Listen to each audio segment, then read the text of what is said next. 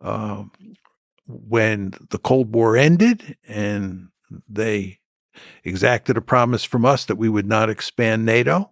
And then when we started expanding NATO, they made it clear after the first tranche in 1999 that they were profoundly unhappy with that.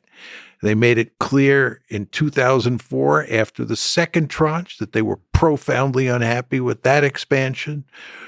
And then in April 2008, when NATO announced that Ukraine and Georgia would become part of NATO, they made it unequivocally clear, not just Putin, that that was not going to happen. They were drawing a red line in the sand.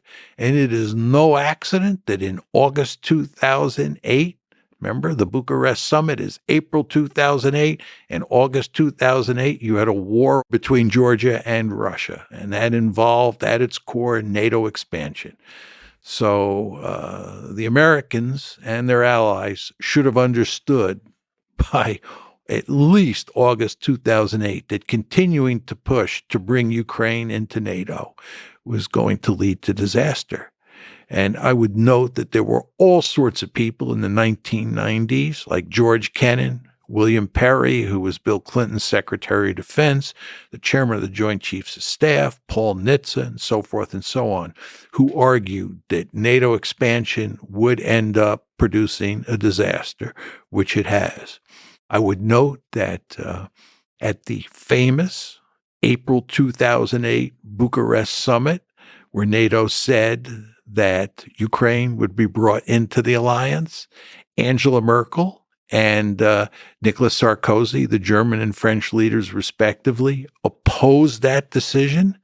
Angela Merkel later said that the reason she opposed it was because she understood that Putin would interpret it as a declaration of war. Just think about that. Merkel is telling you that she opposed NATO expansion into Ukraine because she understood correctly that Putin would see it as a declaration of war.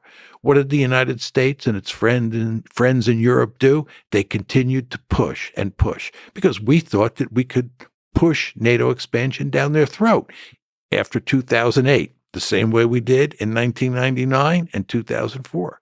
But we were wrong, and it all blew up in our face in 2014. And when it blew up in our face in 2014, what did we do? Did we back off and say, well, maybe the Russians have some legitimate security interests? No, that's not the way we operate. We continued to double down.